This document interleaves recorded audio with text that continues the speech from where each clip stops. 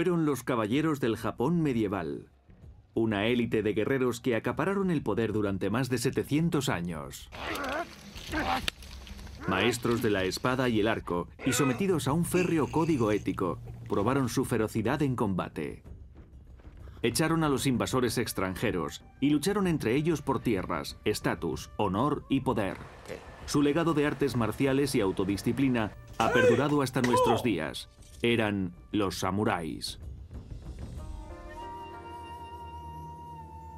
Los samuráis, episodio 2. Sexto acto, una sola espada. Los historiadores japoneses hablan de la edad del país en guerra como aquella en la que el pueblo oprimía a la aristocracia.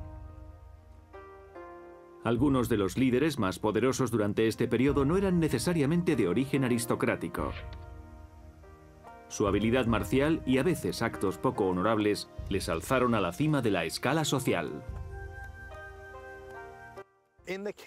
Algunos provenían de clases humildes, aunque otros sí tenían estirpe aristocrática. Fueron hombres que en los momentos clave decidieron abandonar a su señor y olvidar la idea de morir en combate para darse la vuelta y hacerse con el control del castillo. De este caos surgió en 1568 un famoso samurái de orígenes humildes. Se llamaba Oda Nobunaga y pretendía cambiar Japón. Nobunaga provenía de un pequeño enclave rural, pero su extraordinaria habilidad militar le otorgó renombre y muchos aliados. Era un hombre ambicioso, tanto que soñaba con dominar todo el país. De hecho, el lema de su escudo era «una sola espada para dominar todo el país», y no tenía planeado lograrlo únicamente mediante la fuerza militar. Empleó métodos más sutiles, matrimonios concertados. Nobunaga se casó e hizo casar a dos miembros de su familia con miembros de otros poderosos clanes. Estos enlaces establecieron una sólida base. Empezó entonces a hostigar a otros señores de la guerra para que se le unieran. Se enfrentó con aquellos que declinaban sus proposiciones, empleando cualquier medio a su alcance, incluidas las más modernas herramientas de destrucción, las armas de fuego.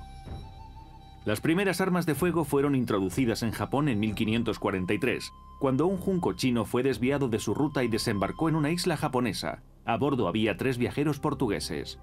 Cada uno de estos occidentales llevaba un mosquete de pedernal. Cuando uno de los portugueses disparó a un pato, el daimio de la región quedó maravillado y les compró las 3 armas. Ordenó entonces a su maestro herrero que construyera más. Las armas enseguida se extendieron por el país. Muchos samuráis se resistieron a adoptarlas, una decisión de la que más tarde se arrepentirían. El mosquete de pedernal transformó la guerra en Japón, y los guerreros que lo adoptaron diezmaron rápidamente los ejércitos de quienes no lo hicieron, o quizá no fue tan rápido. Oda Nobunaga recibió las nuevas armas con los brazos abiertos y las utilizó en combate. En el cenit de su poder, incorporó una fuerza de al menos 3000 mosqueteros en el seno de sus grandes ejércitos. En una famosa batalla cerca del castillo de Nagashino en 1575, dispuso a unos 1500 mosqueteros en 3 filas tras las barricadas. Les ordenó disparar por turnos. Mientras que una de las filas disparaba, la otra recargaba. Con esta táctica, los tiradores contuvieron a una fuerza muy superior en número. Si se utilizaban correctamente, las armas de fuego podían destruir a la caballería, ya que en ese momento ésta solo disponía de arqueros.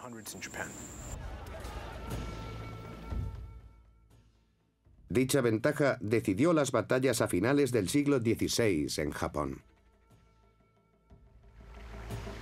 Como muchos de los hombres más ambiciosos de la historia, Nobunaga fue asesinado antes de hacer realidad su sueño. Fue apuñalado por uno de sus generales en 1582. El motivo concreto del asesinato se desconoce, pero se cree que pudo deberse a que el general no estaba satisfecho con la retribución de sus servicios. En el momento de su muerte, a los 48 años de edad, Oda Nobunaga había unificado a un tercio de los daimyo, pero su sucesor, Toyotomi Hideyoshi sería el encargado de culminar su plan. Hideyoshi era otro poderoso líder que había surgido de un entorno modesto y que había alcanzado renombre gracias a sus habilidades en el campo de batalla. Era alguien que representaba la movilidad social que acompañaba al estado de guerra permanente. Empezó siendo portasandalias, aquel que corre junto a su señor y que tiene sus sandalias listas cuando éste se apea del caballo. Y llegó a ser el señor supremo de la guerra en Japón. Tras la muerte de Nobunaga, Toyotomi Hideyoshi siguió la pista del asesino y acabó con él. Un acto de lealtad, tal vez, pero también una oportuna maniobra política. Nobunaga tenía un heredero, un hijo, que debería haber sido su legítimo sucesor. Pero Hideyoshi, gracias a la gloria que obtuvo mediante su venganza, se hizo con el poder. No se le puede considerar un usurpador, ya que no asesinó a Oda Nobunaga. De hecho, dio caza a su asesino y lo mató. Como el daimio más poderoso de Japón, Hideyoshi retomó la obra de Nobunaga donde éste la había dejado. Continuó reuniendo a señores de la guerra bajo su mando central, combinando sutiles maniobras políticas y despiadadas acciones militares. En 1950, todos los daimyo japoneses estaban sometidos a la autoridad de Hideyoshi. El sueño de Oda Nobunaga se había hecho realidad.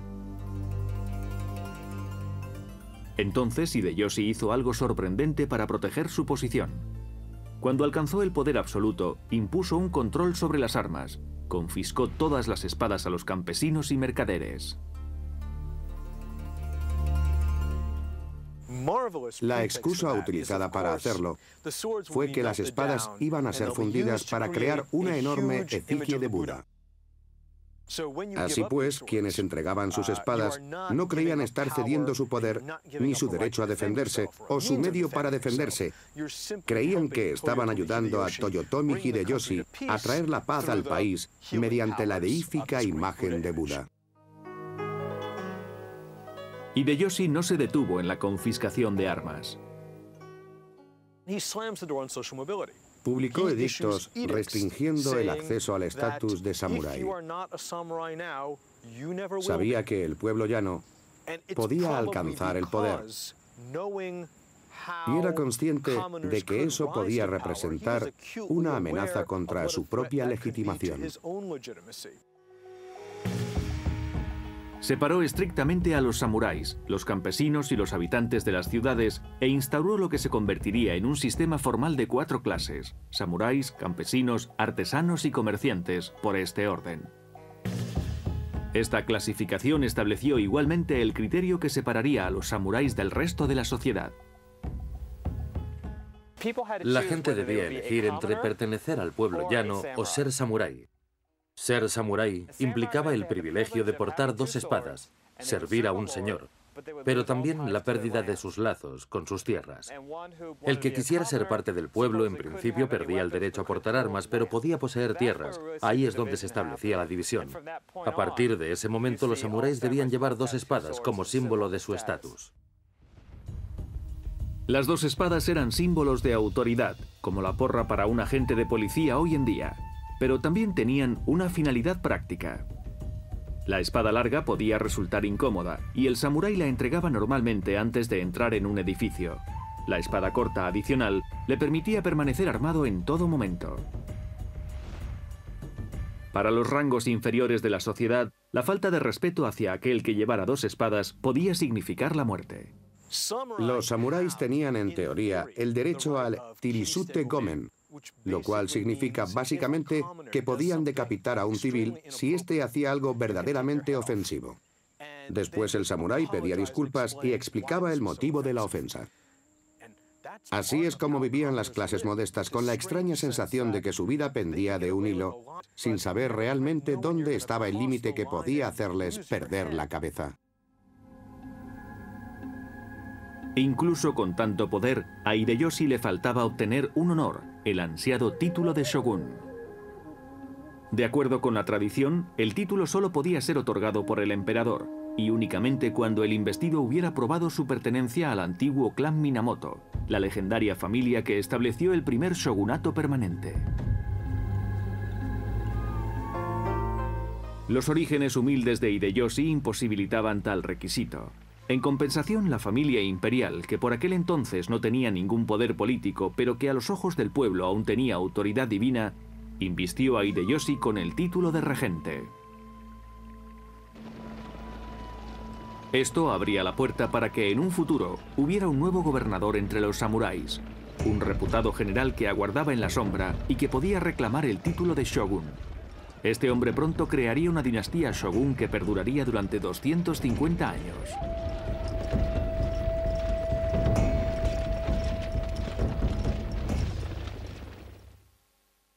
Séptimo acto: la Gran Paz. En septiembre de 1598, Toyotomi Hideyoshi, el hombre que propició el final de una guerra civil de más de un siglo, murió en su cama a los 62 años de edad. Deseaba ceder su poder a su hijo de 5 años, confiando en que sus ayudantes protegiesen al niño hasta que alcanzase la edad de gobernar. No sería así. El brazo derecho de Hideyoshi, Tokugawa Ieyasu, ansiaba el poder. Reunió un ejército de 74.000 seguidores y los envió a luchar contra una fuerza de 80.000 leales a Toyotomi. Los dos ejércitos se encontraron en un estratégico cruce de caminos llamado Sekigahara en octubre de 1600. Al iniciarse la batalla, los guerreros de Toyotomi ya estaban en posición. Los samuráis de Tokugawa y Ieyasu avanzaban contra ellos protegidos por la niebla de la mañana.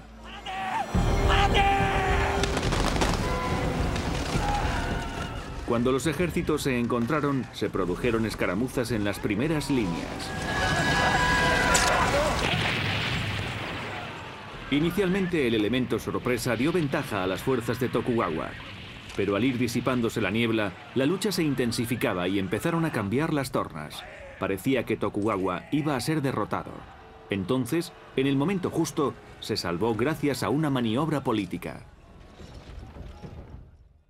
Lo que refleja la brillantez de Ieyasu en Sekigahara no es que trajera a más soldados al campo de batalla, sino que consiguió hacerse con las unidades del contrario. Ieyasu envió agentes para coaccionar al comandante de una sección del ejército enemigo, haciendo que cambiara de bando.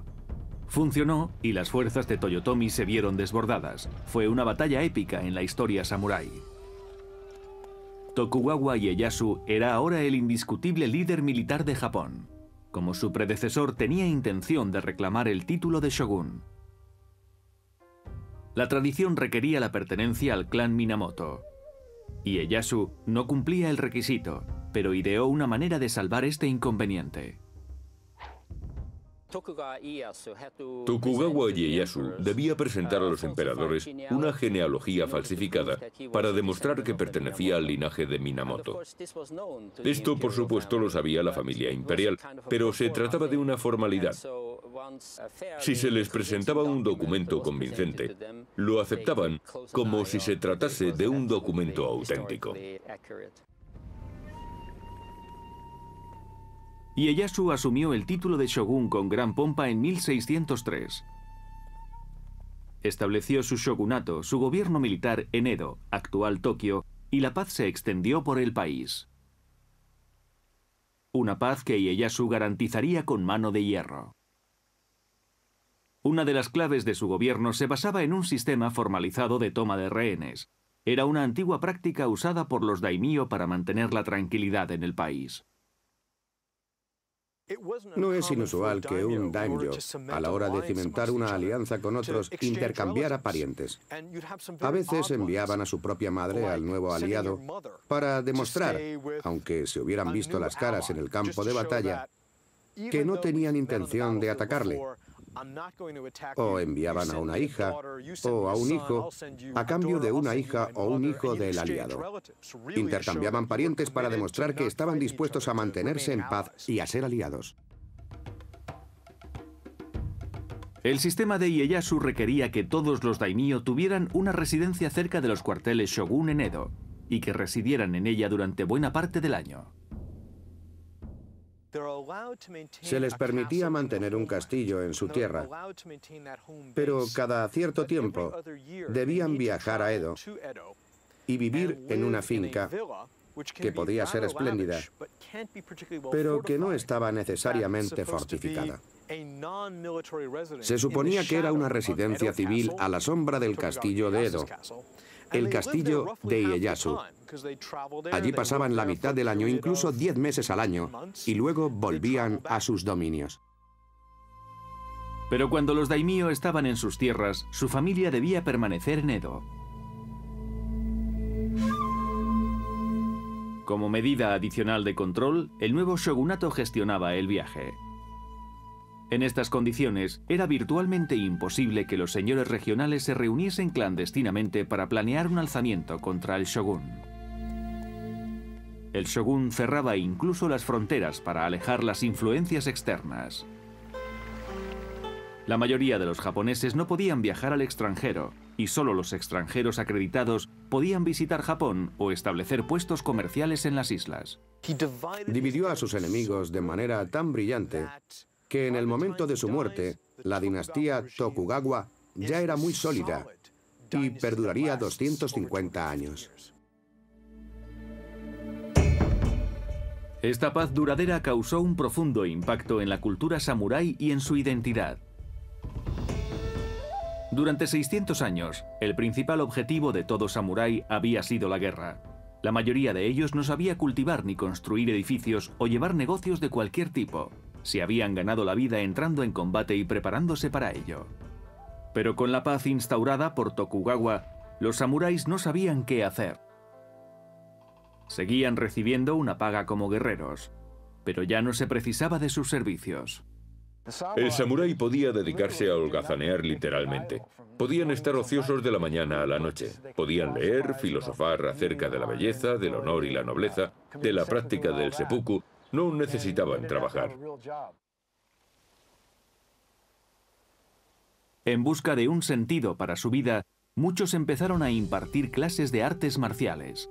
Las escuelas de artes marciales florecieron y se constituyeron incluso formalmente, sobre todo las que se especializaron en técnicas de espada. Si habían de entrenarse en algún tipo de arte marcial, lo hacían en el de la espada, el arma que siempre llevaban con ellos. No se entrenaban en tiro con arco o lanza porque nunca llegarían a usar esas armas. Si en algún momento se vieran envueltos en una trifulca callejera, lo más probable es que se defendieran con las espadas. Pero no todos los samuráis se concentraban en el estudio y la enseñanza. Algunos se hicieron administradores públicos y burócratas. Otros se dedicaron a la poesía y las artes o ingresaron en monasterios. Y todo lo hacían con gran intensidad y con un exacerbado sentido del honor. Parecía que necesitaran convencerse y a los demás de que aún merecían un lugar en lo más alto de la sociedad. La actitud del guerrero se espiritualizó. La importancia de las artes marciales, las creencias espirituales, todo lo que asociamos con los samuráis se originó en el siglo XVII, en el periodo de paz, momento en que se plantea la pregunta ¿para qué sirven estos guerreros que cobran una paga pero no hacen la guerra? ¿Cuál es su finalidad? Y creo que, por eso, intentaron crear una especie de código de conducta. A finales del 17 y principios del 18, algunos samuráis cultivados se dedicaron a establecer las reglas y la filosofía según las cuales debían regirse los samuráis. Sus obras tocaban puntos comunes y enfatizaban el concepto del honor personal y el dominio de las artes marciales. Se autoexigían servir de modelo para el resto de la sociedad y, lo más importante, servir a su señor hasta la muerte. Esta lista de preceptos empezó a ser conocida comúnmente como el Código del Guerrero. Una obra que exploraba este código, llamada Hagakure, hacía hincapié en la importancia del sacrificio personal. También contenía instrucciones precisas para la vida cotidiana del samurái. Expone descripciones rigurosas de las costumbres del samurái. Ha de ser extremadamente higiénico y limpio. Ha de recortar sus uñas de cierta manera. Siempre ha de llevar colorete en el rostro porque puede morir. Y cuando muera, no debe parecer asustado o pálido. Debe parecer que ha elegido voluntariamente la muerte. Cuando los samuráis iban a entrar en combate, quemaban incienso en su casco, para que cuando su vencedor le arrancase el casco, el acto fuera una experiencia placentera y estética, incluso memorable.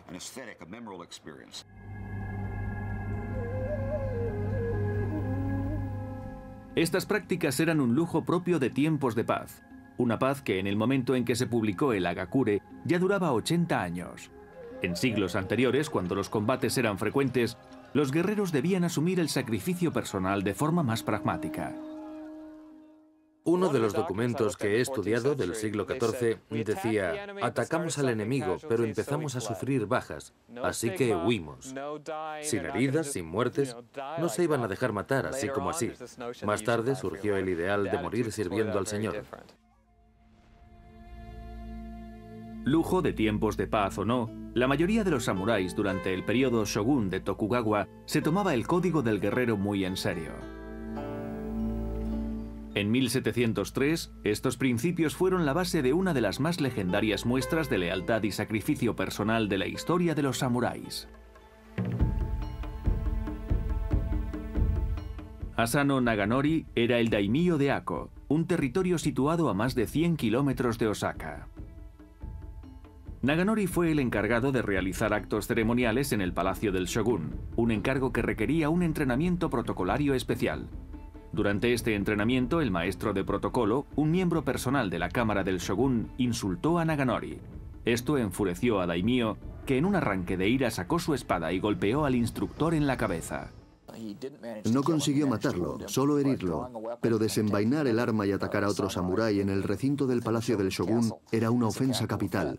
Fue arrestado inmediatamente y sentenciado a practicarse el seppuku. Naganori cumplió el castigo inmediatamente, practicándose el ritual suicida. Tras la muerte de Naganori, el gobierno confiscó sus tierras. Los guerreros que le servían se convirtieron instantáneamente en ronin, término empleado para describir a un samurái sin maestro. Ya no tenían hogar ni ingresos.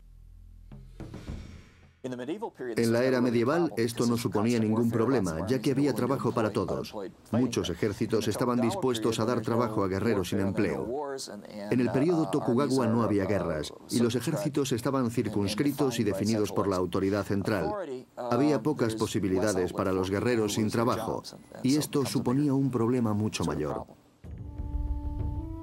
Uno de los antiguos samuráis de Naganori, Oishi Kuranosuke, reunió a sus camaradas y les preguntó si le querían ayudar a vengarse. 46 de ellos aceptaron. En lugar de atacar inmediatamente al hombre que identificaban como responsable de la caída de su maestro, ya que se imaginaron que los estaría esperando preparado para defenderse, prefirieron esperar 3 años. Decidieron someterse a la ley shogun y a su destino. Los 47 ronin se dispersaron y durante los siguientes 3 años encontraron ocupación como campesinos y obreros. Oishi se hizo pasar por un vagabundo relacionándose con prostitutas e indeseables. Como ellos esperaban, su objetivo se relajó. Bajó la guardia pensando que estaba fuera de peligro. Fue entonces cuando los ronin atacaron.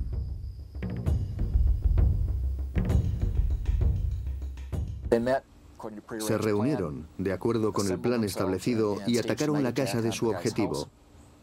Le hallaron escondido allí, le sacaron y le decapitaron y depositaron la cabeza sobre la tumba de su antiguo maestro. Después se entregaron a las autoridades para que les arrestaran por participar en una venganza ilegal. Los 47 ronin fueron sentenciados a practicarse el seppuku, y lo hicieron. El episodio asombró a todo el país, que vivía tiempos de paz, sobre todo por el hecho de que los principios de lealtad y sacrificio personal de los samuráis no habían desaparecido.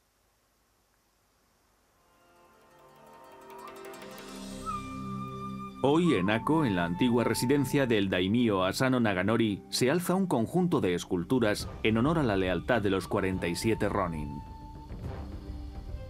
El código del guerrero, según el cual vivieron y que provocó su venganza, seguiría dando forma a la identidad nacional japonesa e inspirando actos de sacrificio durante siglos.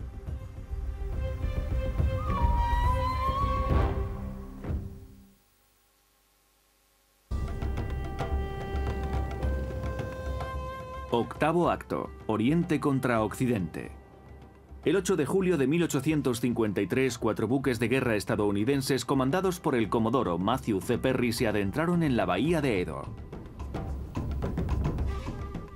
Pretendían abrir las fronteras japonesas, quisieran los japoneses o no.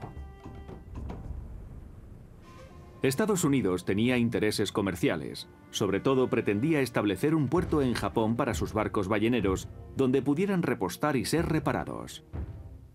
La caza de ballenas era un mercado muy lucrativo en aquella época, ya que la grasa de ballena era la materia prima con la que se elaboraba el combustible para las lámparas.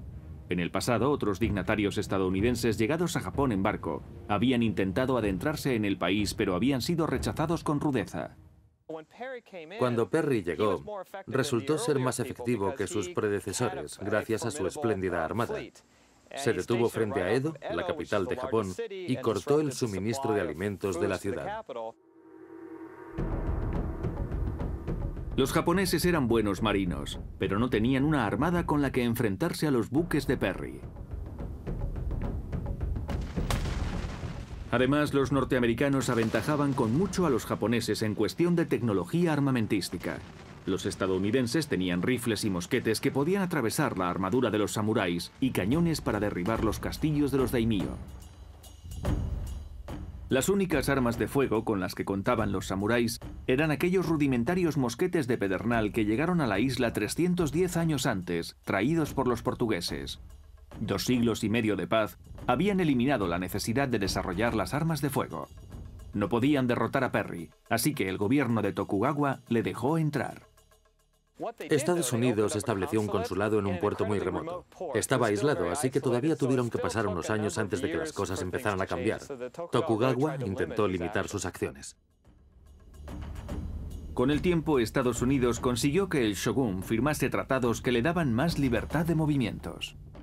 El primer tratado no era un acuerdo en términos comerciales, era simplemente un tratado de buenas intenciones. El segundo sí era comercial, y gracias a él los bárbaros que se habían instalado en Japón establecieron puestos comerciales y controlaban ciertas regiones de Japón, lo que a los samuráis no les hacía ninguna gracia. Los líderes japoneses no se habían rendido, estaban simplemente tomándose su tiempo. Empezaron por estudiar las tácticas militares occidentales y adquirieron armamento moderno y rápido. Tenían intención de expulsar a los advenedizos lo antes posible. A mediados de 1860, muchos daimyo y sus samuráis estaban empezando a impacientarse. Empezaron a exigir un cambio de postura. Básicamente tenían miedo de que Japón se convirtiera en otra China. El Reino Unido había subyugado partes de China y la India. Y Francia, Rusia y Gran Bretaña estaban agazapados como lobos hambrientos. Y algunos samuráis eran conscientes de ello. A ojos de muchos jóvenes guerreros, si el shogunato no iba a defender Japón, la única respuesta lógica sería derrocarlo, ya que se debilitaba por momentos, y restaurar al emperador otorgándole poder absoluto. Y en 1866 ocurrió, y de manera sorprendentemente pacífica. Ese año el shogun Tokugawa Iemochi murió, y un nuevo miembro de la familia, Tokugawa Keiki, se puso al mando. Pero el reino de Keiki terminó antes de empezar. Consciente de que la casta guerrera no lo apoyaba, se retiró y aceptó su destino.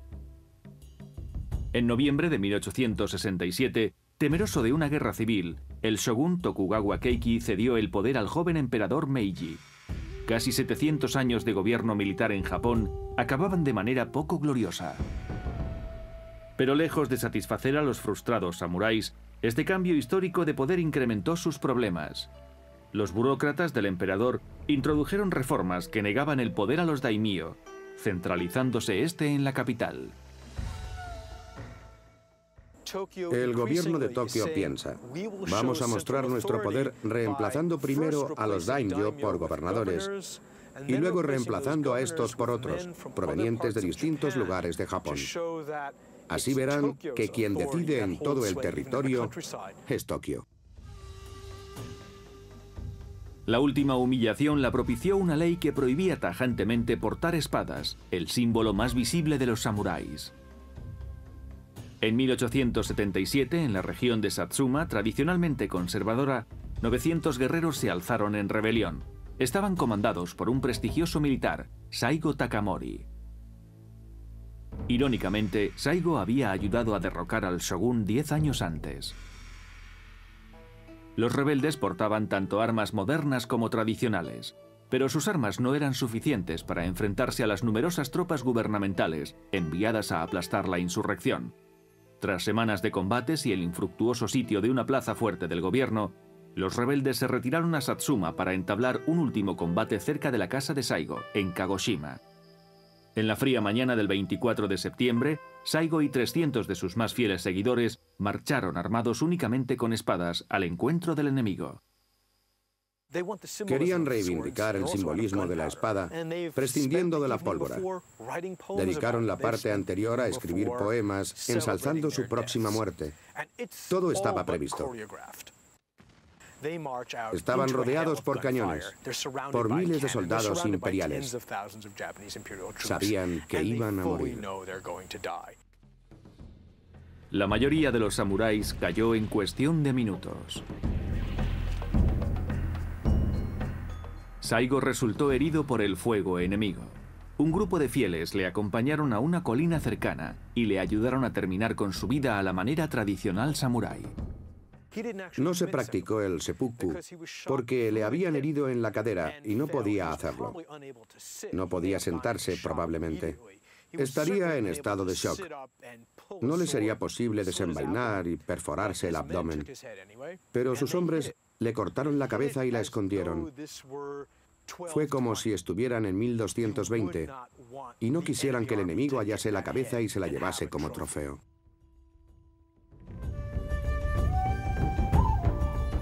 El aplastamiento de la rebelión de Satsuma marcó el final de la resistencia violenta a las reformas del gobierno Meiji. En 1877, nadie pensaba ya que la fuerza de las armas fuera a preservar el estilo de vida samurái, y todos en Japón aceptaron el nuevo estado Meiji.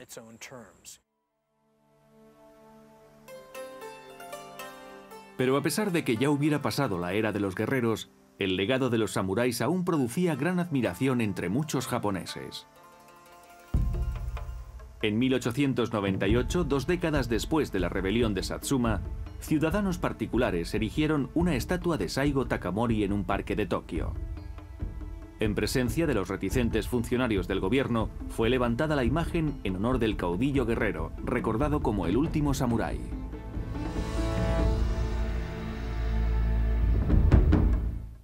Noveno acto, el legado de los samuráis.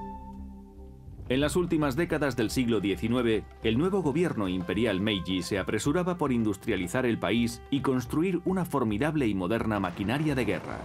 El desarrollo de los avances militares se vio frenado durante 250 años por el aislacionismo. Ahora, los líderes japoneses se proponían situarse al nivel de los países occidentales. Aquello ya se sabía cuando Japón vivía cerrado en sí mismo. Había mentes progresistas que sabían lo que se necesitaba para hacer de Japón un país más fuerte, pero la velocidad a la que lo hicieron fue sorprendente.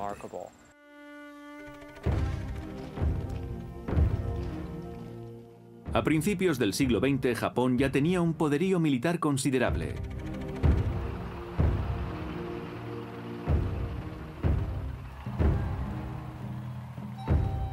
Si bien los samuráis ya no existían como clase social reconocida, el sistema de educación pública obligatoria fomentaba muchos de sus principios y costumbres, especialmente el código del guerrero a los jóvenes estudiantes. Las escuelas revalorizaron también las nociones de divinidad imperial y superioridad de la raza japonesa. Estas ideas alimentaron el espíritu de muchos japoneses durante la Segunda Guerra Mundial, un conflicto en el que resurgió el legado samurái.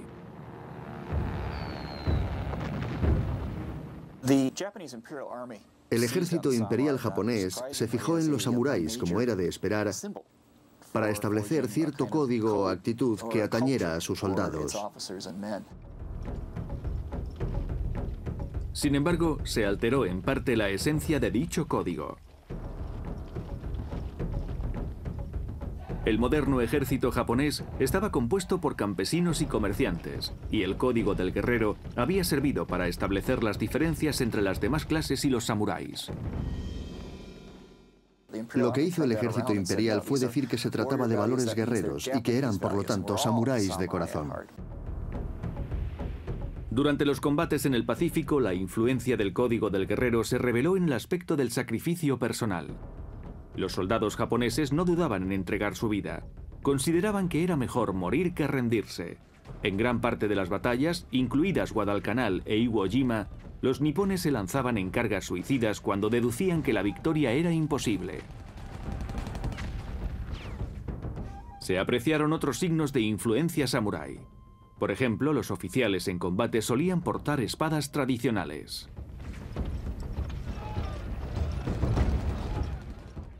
Incluso había pilotos que llevaban espadas samurái en las cabinas de sus aviones.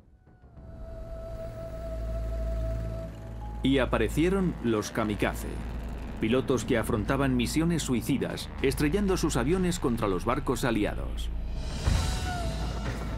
Al tomar el nombre de kamikaze refiriéndose al viento divino que destruyó a la armada mongol en el siglo XIII, los pilotos establecían lazos con un pasado glorioso.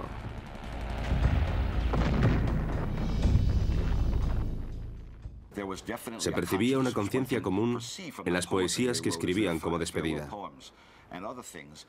También salían fuera para vencer o para morir, recrear hazañas del pasado que creían verdaderas.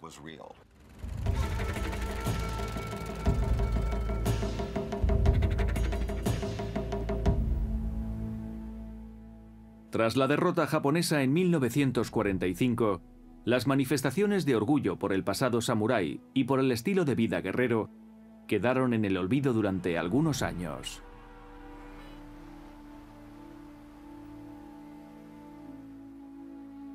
Como caso curioso consta el del famoso escritor Yukio Mishima, conocido por su ferviente nacionalismo y rencor hacia la constitución japonesa redactada por los Estados Unidos, y el cual protagonizó un conato de insurrección en un cuartel del ejército japonés.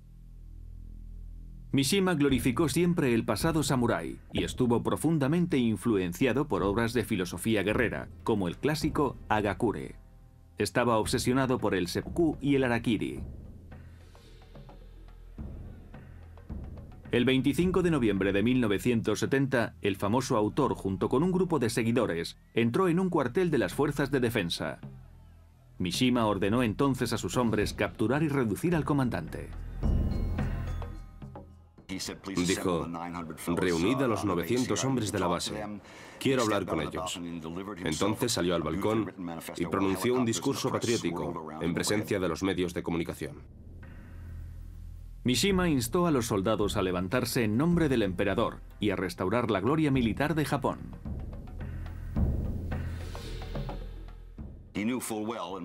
Sabía que eso nunca ocurriría, pero aspiraba a tener una muerte gloriosa. Cuando los soldados le abuchearon, Mishima dio por terminado su discurso y volvió al interior del edificio. Entonces, con ayuda de dos seguidores, ejecutó el antiguo método de suicidio con el que había fantaseado desde su infancia. Frente al horrorizado comandante, se abrió el vientre y luego fue decapitado por uno de sus ayudantes, un joven que también es venerado actualmente por el nacionalismo japonés y que a su vez se aplicó el ritual del harakiri y fue decapitado por un tercero. El incidente dejó perplejo al pueblo japonés, que se había recuperado por completo de la guerra y disfrutaba de cierta prosperidad económica al estilo occidental. A muchos japoneses, aquella actitud les inspiró una extraña nostalgia. Mucha gente se conmovió, pero tuvo cuidado a la hora de expresarlo. Aparte de la personal idiosincrasia de Mishima, que sin duda influyó en su final, muchos japoneses personificaban la desesperación por el hecho de ganar tanto dinero y sentirse, sin embargo, vacíos. Se sentían culturalmente desheredados, desconectados de las tradiciones que, mitológicas o no, eran la esencia de la personalidad de los japoneses en el pasado. Durante los años 80 y 90, Japón siguió prosperando, pero incluso en la era de la telefonía y los habitáculos nicho, algunos hombres de negocios japoneses retomaron la sabiduría samurái para que les ayudara en sus batallas empresariales. El libro de los 5 anillos, escrito en 1643 por el legendario espadachín Miyamoto Musashi, habla de técnicas de lucha zen y de estrategias de combate. La obra se hizo popular entre los guerreros corporativos, tanto en Japón como en Estados Unidos, pues esperaban explotar sus ventajas en la mesa de juntas. Hoy en día el legado samurái persiste, sobre todo en las escuelas de artes marciales. Muchas de estas escuelas exigen todavía a sus estudiantes respetar el código del guerrero y comportarse de acuerdo con las virtudes que promueve. El pasado samurái también puede percibirse en los festivales tradicionales que se celebran en muchos municipios japoneses. Allí pueden verse hombres con armaduras samurái desfilando a caballo por las calles.